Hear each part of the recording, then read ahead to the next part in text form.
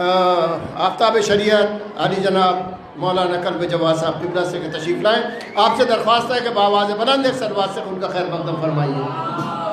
ایک گزارش مومنین سے اور ہے جو باہر تشریف فرما ہے ان سے گزارش ہے کہ فرش مجلس پر تشریف لیں. ابھی کافی گنجائش ہے اور یہ مجلس الوفی اور نشست کے زیر اہتمام لکھنؤ بیگ سے ہے اس کے جانب سے منعقد کی جا رہی ہے.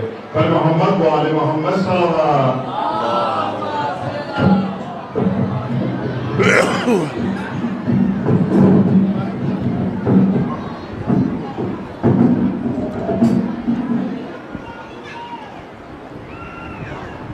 فاتحہ.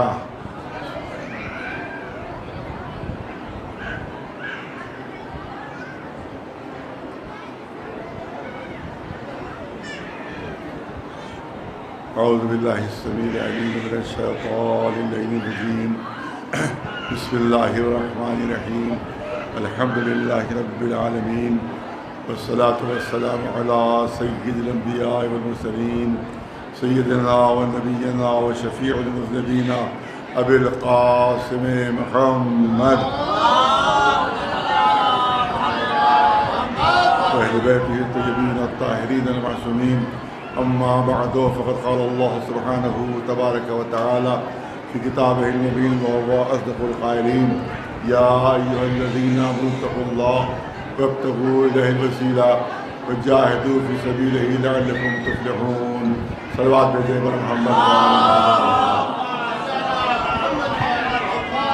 سب سے پہلے تو میں آپ حضرات کو کل کامیاب احتجاج ہوا ہے اور پورے ہندوستان میں احتجاج ہوا اس کو مبارکباد دینا چاہتا ہوں.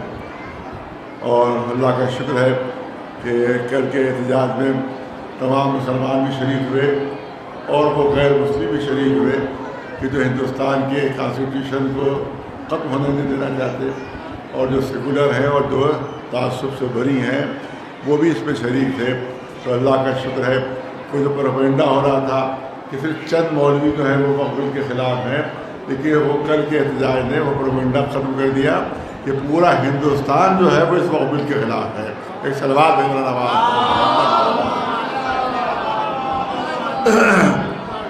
آج کی جو مجلس منعقد ہو رہی ہے وہ انہدام جنرل البقیع کے سلسلے میں منعقد ہو رہی ہے. آپ کو معلوم ہے تقریباً 100 سال پہلے وہابی ملاؤں کے فتوے کی وجہ سے وہاں سعودی عرب کے جو وہاں حکمراں تھے جو پہلے ڈاکو تھے وہ پہلے حج کے قافلوں کو لوٹا کرتے تھے اور بعد میں برطانیہ سے ان کا معاہدہ ہو گیا اور ان کو حکومت مل گئی. تو وہ ڈاکو پہلے بھی تھے اور ڈاکو وہ آج بھی ہیں. ان کے پیشے میں کوئی فرق نہیں آیا. پہلے بال لوٹتے تھے، اب مذہب کے ڈاکو ہیں، اب شریعت کے ڈاکو ہیں. ایک سلوات میں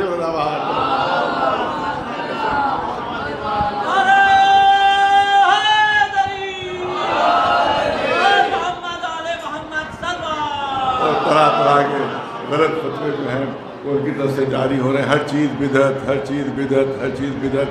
میں نے ایک مرتبہ امام باقر فرماد کی مجلس میں بدعت کے موضوع پر کئی مجلسیں پڑھی تھی اور اس میں میں نے عرض کیا تھا کہ بتاؤ کہ کیا چیز ہم بتایا جاتا ہے عزاداری بدعت ہے، زیارت پر جانا بدعت ہے، زری کو چومنا بدعت ہے، دنیا بھر کی ہر چیز جو ہے بدعت ہے. اور ایک زمانے میں فتویٰ آیا تھا کہ صاحب اینک سے قرآن پڑھنا بدعت ہے. یہ بھی سعودی عرب کو فتویٰ آ چکا ہے. لاؤڈ اسپیکر پر اذان دینا بدعت.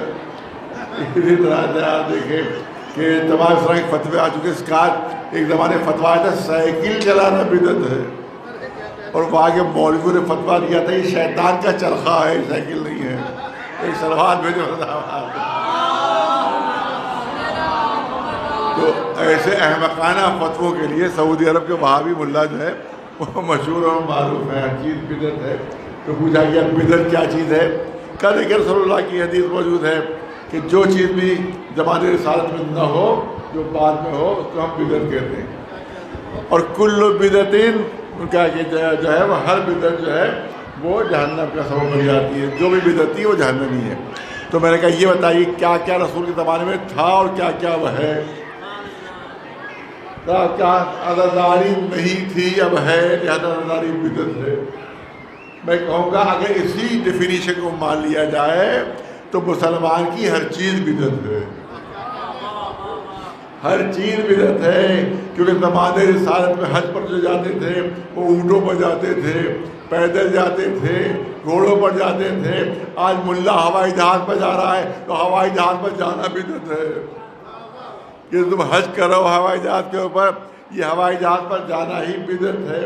اور صرف یہی نہیں، پرانے زمانے میں رسول اللہ کے زمانے کوئی مدرسہ نہیں تھا، کوئی مدرسہ نہیں تھا زمانے رسالت میں۔ بتا جو بھی یہاں سے ممبر سے بات کہی جا رہی ہے 100% چیلنج کے ساتھ کہی جائے گی۔ بہت مختصر وقت میں کیونکہ مجھے ابھی ایئرپورٹ جانا ہے، وہاں سے مجھے زیارتوں میں بھی جانا ہے۔ 100% چیلنج کے ساتھ بات کہی جائے گی کہ جو زمانے رسالت میں نہ ہو وہ بدعت۔ زمانے رسالت میں کوئی مدرسہ نہیں تھا، تب دیوبند بدعت ہو گیا اور ندوہ بدعت ہو گیا۔ ایک سلوات میں بدعت چہلے سے بات ہو رہی۔ زمانے رسالت کوئی مدرسہ تھا، اب دیوبند بھی بدعت ہو گیا اور ندوہ بھی بدعت ہو گیا۔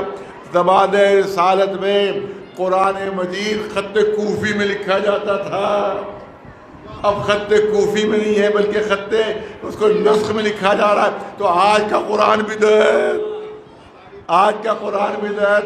اور کہا جاتا ہے کہ زمانے رسالت میں اور بعد میں خلفاء کے زمانے میں بھی یہ تھا کہ حدیثیں نہ لکھو، حدیثیں اگر تحریر ہوتی تھی تو کتابیں جلا دی جاتی تھی،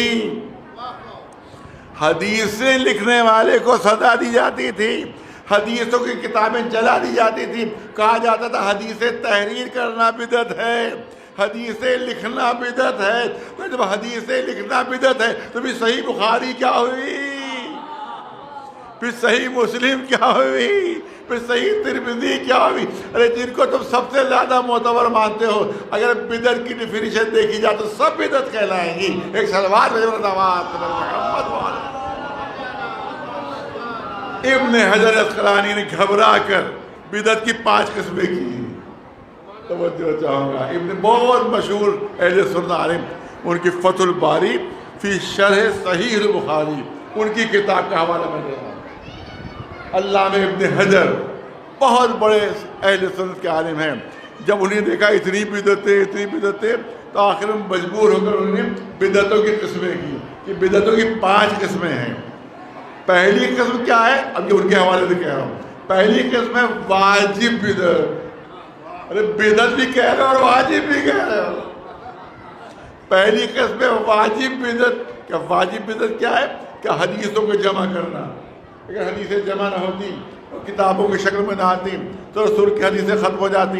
یعنی یہ واجب بدعت، یہ واجب بدعت۔ مستحب بدعت کیا ہے؟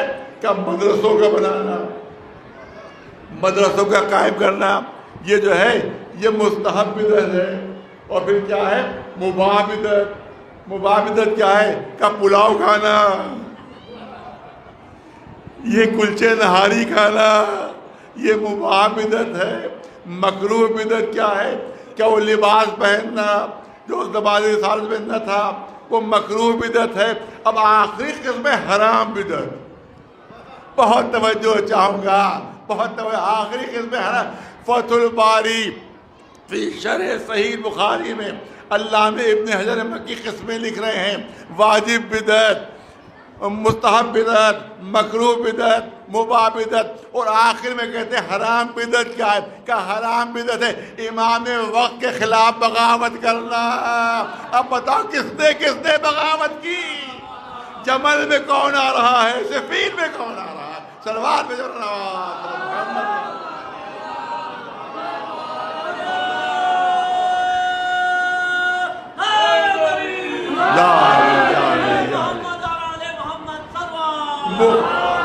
بات مختصر ہوگی مگر محکم و مستحکم دلیلوں کے ساتھ بات ہوگی۔ یہ تمام چیزیں بدعت۔ اور ہمارے ایک بزرگ عالم تھے، بہت بزرگ عالم، ان سے ایک اہل سنت عالم ان سے ملے اور کہا کہ بھئی آپ کے یہاں بدعتیں بہت ہیں، آپ کے یہاں بدعتیں بہت ہیں۔ بھائی کیا چیز؟ فلاں چیز بدعت، فلاں چیز بدعت، فلاں چیز بدعت۔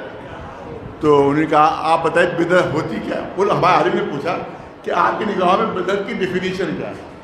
کہ جو زمانے رسالت میں نہ ہو وہ اگر ہو جائے تو اس کو بدعت کہتے ہیں۔ انہوں نے فوراً کہا یہ بتائیے آپ زمانے رسالت میں تھے؟ اس کا مطلب آپ کا پورا وجود ہی بدعت ہے. ایک سلوات پہ دے.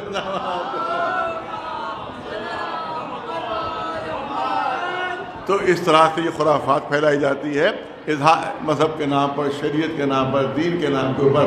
وہاں جب جائیں گے تو وہاں پر متوفے موجود ہوں گے, ہاتھ میں کوڑے لیے ہوئے, کسی نے زری کو چوما, ایک کوڑا اس کو رسید کیا. زری کا طواف نہ ہو, بیچ میں دیوار بنا دی گئی. میں تو 5 مرتبہ حاضری دے چکا ہوں. اب تو پیروں کی تکلیف کی وجہ سے کوئی وجہ سے اب حاضری نہیں ہو پاتی, لیکن بلکہ اب تو حاضری دوں گا تو میرا بھی حج وہی ہوگا جو ترکی میں کشکشی کا ہوا تھا. واپس نہیں آ سکتا وہاں سے پھر. تو 5 مرتبہ حاضری دی. تو بیچ میں دیوار, اب دیوار کہا کہ کوئی طواف نہ کر سکے, کا شرک ہے یہ. رسول دیکھیں میں نے کہا دلیلیں ہونا چاہیے, لفاظی سے کوئی فائدہ نہیں ہوتا. لفاظی جو ہوتی ہے وہ ہوا میں اڑ جاتی ہے, دلیلیں دلوں میں بیٹھ جاتی ہیں. زیادہ کوشش یہ ہے کہ دلیل کے ساتھ بات کی جائے. کہا کہ شرک ہے, رسول اللہ کے ذریعے کا طواف کرنا شرک ہے, رسول اللہ کی ذریعے کا بوسہ لینا شرک ہے. اچھا شرک کی کیا معنی ہے بتائیے؟ کہا جو صفتیں اللہ کے ساتھ مخصوص ہیں اگر کسی مخلوق میں ہم فرض کریں تو وہ شرک ہو جائے. جو صفات, جو کمالات اللہ کے لیے مخصوص ہیں, یہ دیکھیے شرک کی ڈیفینیشن ہے, یہ شرک کی تعریف کہ جو صفتیں, جو کمالات اللہ کے ساتھ مخصوص ہیں ہم کسی مخلوق میں اگر مانیں تو وہ ہو جائے گا شرک. مثلا وہ ہے راز, بہت توجہ ہے بچوں جوانوں میں, وہ ہے رازق حقیقی. اگر ہم کسی کو رازق حقیقی مانیں تو شرک ہو جائے گا. وہ ہے خالق حقیقی, اگر ہم کسی کو خالق حقیقی مانیں تو وہ شرک ہو جائے گا. وہ ہے رب الارباب, اب ہم کسی کو رب الارباب مانیں تو یہ شرک ہو جائے گا, کیونکہ اللہ کی صفت میں آپ کسی کو شریک کر رہے ہیں. تو یہ ہوا شرک. بہت توجہ ہے, بہت توجہ. یہ ہوا شرک. اور اللہ کی صفت کیا ہے؟ لامحدود ہونا. اللہ کی صفت کیا؟ لامحدود ہونا. اگر کسی مخلوق میں ہم یہی صفت مانیں تو یہ شرک ہو جائے گا. اللہ کی صفت ہے جسم و جسمانیات سے پاک ہونا. جسم و جسمانیت اللہ میں نہیں پائی جاتی ہے. اگر کسی مخلوق میں ہم یہ مانیں تو یہ شرک ہو جائے گا. کیا مطلب شرک کیا چیز ہے؟ لامحدود اللہ ہے, کسی مخلوق کو لامحدود مانیں تو شرک ہے. اللہ جسم و جسمانیت سے منزہ ہے, اس میں جسم و جسمانیت نہیں پائی جاتی. اگر کسی مخلوق میں ہم یہ بات مانیں تو یہ ہو جائے گی شرک. اب مجھے بتاؤ طواف کرنا کہاں سے شرک ہو گیا؟ کیونکہ لامحدود کا طواف نہیں ہو سکتا. ارے توجہ رہے, بہت سمجھدار مجمع ہے. کہا کہ اللہ محدود ہے, یہ اس کی صفت ہے. تو جب ہم ذری کا طواف کرتے ہیں تو ہمارا طواف کرنا ہی دلیل بنتا ہے کہ یہ محدود ہے, تبھی تو طواف کر رہے ہیں. لامحدود ہوتا تو طواف نہیں ہو سکتا. اس کا مطلب ذری کا طواف کرنا شرک نہیں ہے, مخالف شرک ہے. ایک سلوات بھیجے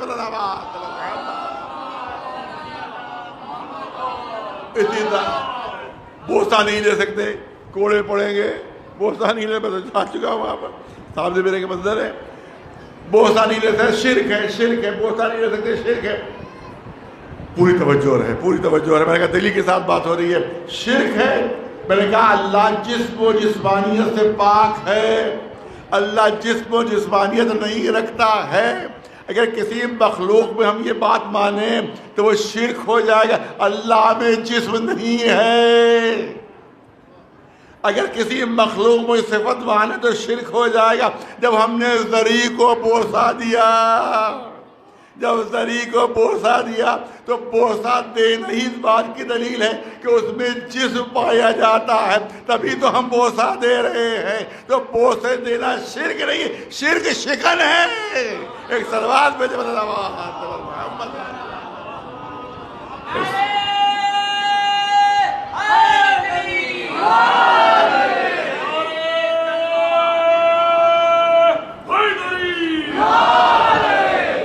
اب آیت کے ربے کے لیے 2 جملے کہ اعلان ہو رہا ہے. دیکھو اگر اللہ کی معرفت حاصل کرنا ہے تو وسیلہ تلاش کرو. کیا وسیلہ بدعت, وسیلہ بدعت ہے، وسیلہ بدعت ہے، وسیلہ شرک ہے۔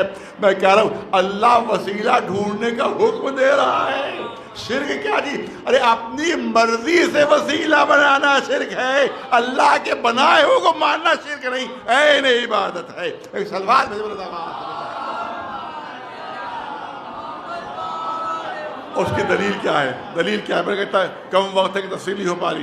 دلیل یہ ہے کہ قرآن کہہ رہا ہے وسیلہ ڈھونڈو، وسیلہ تلاش کرو، یہ نہیں کہا بنا لو، یہ نہیں کہا منتخب کر لو، یہ نہیں کہا چن لو، بلکہ وسیلہ ڈھونڈو۔ ڈھونڈی وہ چیز جاتی ہے جو پہلے سے موجود ہوتی ہے۔ اس کا مطلب ہے کہ اللہ کے بنائے وسیلے پہلے سے موجود ہیں، ہمیں معرفت حاصل کر کے ان کے دامن سے وابستہ ہونا ہے۔ صلوات بھیجو تو بس بات کو میں مکمل کرنا چاہتا ہوں، پوری توجہ چاہوں گا آپ حضرات کی۔ دیکھیے کیا چیز ہے، ذات کو ماننا اور ذات کی بات کو ماننا۔ بس میں بات کو محدود کر رہا ہوں، ذات کو ماننا اور ذات کی بات کو ماننا۔ شیطان کا کیا خطا ہے، کیا قصور تھا؟ اللہ کو نہیں مانتا تھا وہ، اللہ کو تو مانتا تھا، وحدانیت کا بالکل قائل تھا۔ اس کا جرم یہ تھا ذات کو مان رہا تھا، ذات کی بات کو نہیں مان رہا تھا۔ بس جملے میں چند جملے اس کے آپ حافظ احمد خان، ذات کو مانتا تھا، ذات کی بات کو نہیں مان رہا تھا۔ پالنے والے تجھے مان رہا ہوں مگر میں آدم کو سجدہ نہیں کروں گا۔ اس کا مطلب ذات کو مان رہا تھا، ذات کی بات کو نہیں مان رہا تھا۔ اس وقت تک مکمل مسلمان نہیں ہو سکتا، اس وقت تک مکمل مومن نہیں ہو سکتا جب تک ذات کے ساتھ ساتھ ذات کی بات کو بھی نہ مانے۔ توجہ رہے، دو تین مثالیں جلدی جلدی۔ لا الہ الا اللہ کہنا ذات کو ماننا ہے۔ جب اس نے کہا نماز پڑھو تو نماز پڑھنا ذات کی بات کا ماننا ہے۔ لا الہ الا اللہ کہنا ذات کو ماننا ہے۔ جب اس نے کہا روزہ رکھو تو روزہ رکھنا ذات کی بات کو ماننا ہے۔ لا الہ الا اللہ کہنا ذات کو ماننا ہے۔ جب اس نے کہا کہ محبت اہل بیت اجر رسالت ہے تو اللہ کی اس بات کو ماننا، ذات کی بات کو ماننا ہے۔ جب اس نے کہا کہ میری معرفت کے لیے وسیلہ ڈھونڈو تو لا الہ الا اللہ کہنا ذات کو ماننا ہے، اور محمد و آل محمد کو وسیلہ بنانا یہ ذات کی بات کو ماننا ہے۔ پوری توجہ رہے، اس وقت تک مسلمان نہیں ہو سکتا جب تک ذات کے ساتھ ساتھ ذات کی بات کو نہ مان لے۔ ارے محمد رسول اللہ کہنا ذات کو ماننا ہے۔ جب رسول نے کہہ دیا جیسی میں نماز پڑھ رہا ہوں ویسی نماز پڑھو تو ذات کی بات کو ماننا ہے۔ محمد رسول اللہ کہنا ذات کو ماننا ہے۔ انہیں جیسے میں حج کر رہا ہوں ویسے حج کرو، یہ ذات کی بات کو ماننا ہے۔ ارے محمد رسول اللہ کہنا ذات کو ماننا ہے۔ لیکن جس طرح سے وہ جہاد کر رہے میدان جہاد میں قدم جمانا یہ ذات کی بات کو ماننا ہے۔ اس وقت تک مسلمان نہیں ہو سکتا جب تک ذات کے ساتھ ساتھ ذات کی بات کبھی نہیں مانے۔ اسی لیے محمد رسول اللہ کہنا ذات کو ماننا ہے۔ اور جب میدان غدیر میں وہ علی کو ہاتھوں پر بلند کر کے اعلان کرے من کنت مولا ہو وہذا علی مولا، تو علی کی مولا مان لینا یہ ذات کی بات کو ماننا۔ صلوات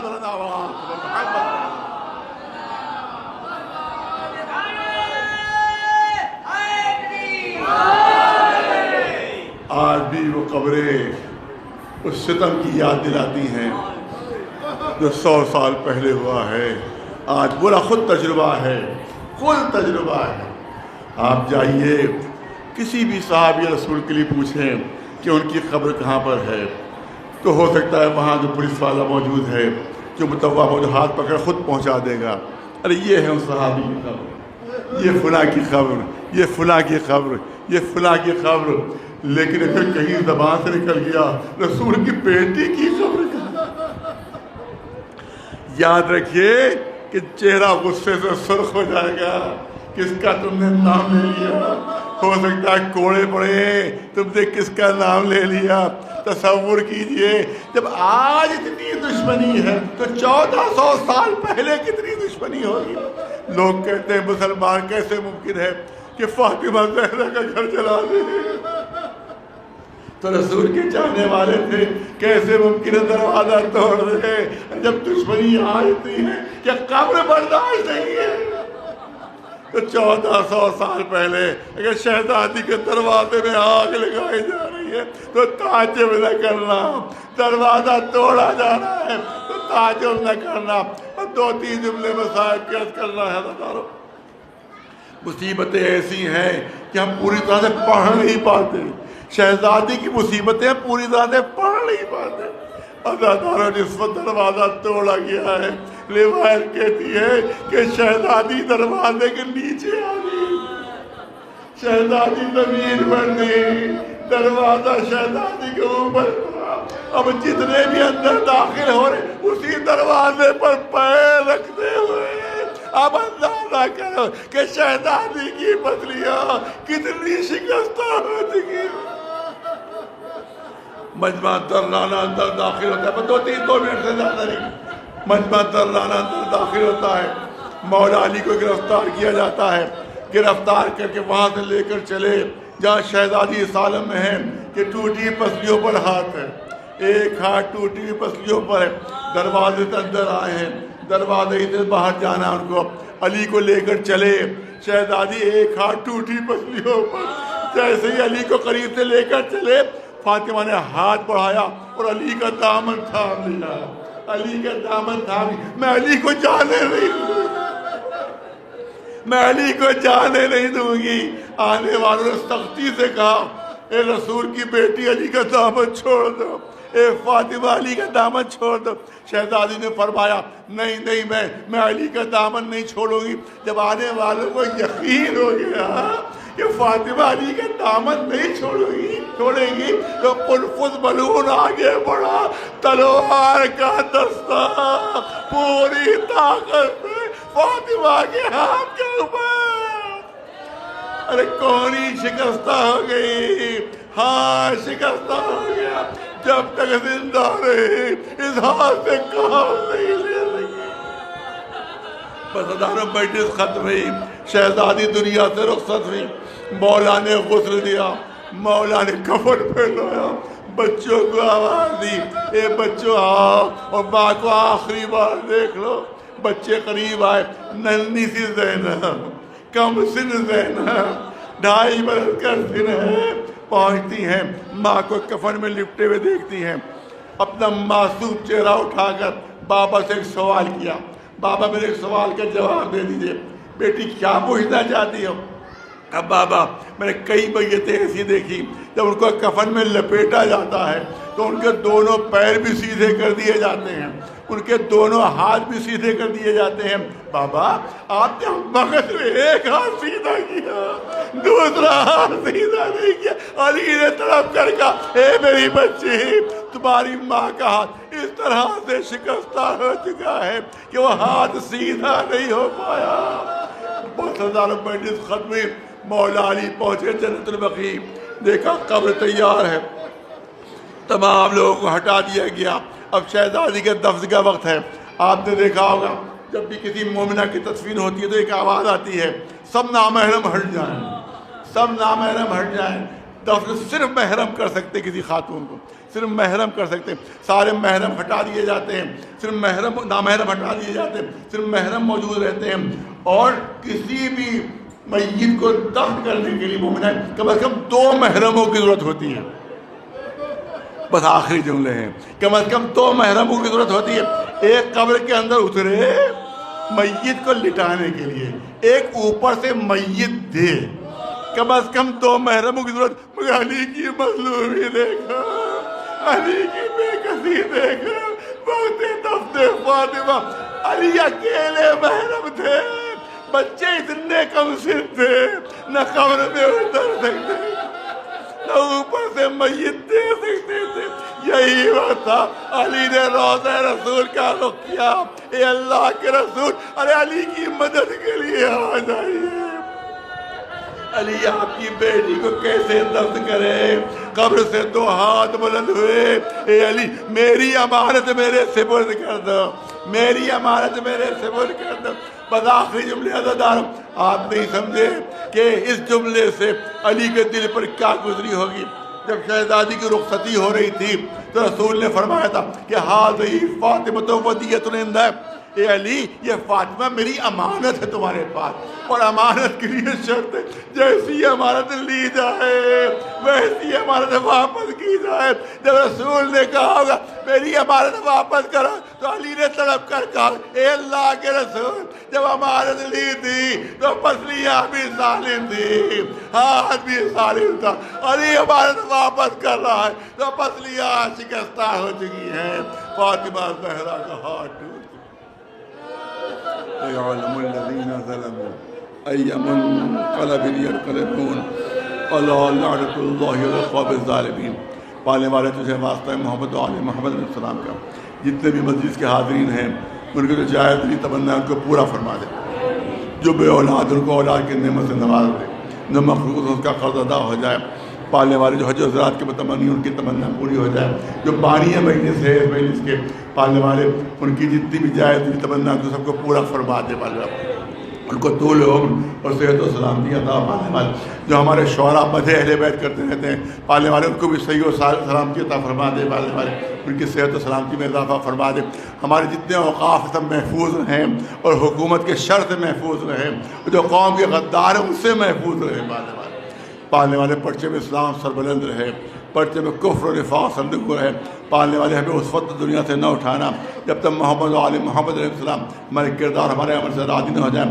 پالنے والے اگر سعودی حکومت ان روزوں کو بنانے پر راضی نہیں ہوتی ہے تو پالنے والے اس حکومت کو نیست و نابود فرمائیں، اور ہماری زندگی میں ہی اور ہمارے ہوش و حواس میں ہی وہ روزے دوبارہ تعمیر ہو اور ہم سب جا کر ان کی زیارت کریں.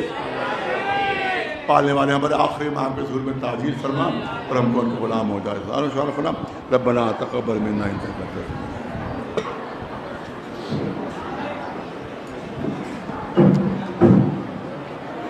حضرات یہ مجلس جو تھی جنت البقیع کے انہدام کے سلسلے میں مجلس ہوئی تھی، اور آپ سب کو معلوم ہے کہ اس جنت البقیع میں شہزادی کے حوالے شہزادی کے علاوہ امام حسن، امام حسین العابدین، امام محمد باقر اور کتنے معصومین وہاں دفن ہیں جن کو سعودی حکومت نے نیست و نابود کر دیا تھا، ان کو منہدم کر دیا تھا.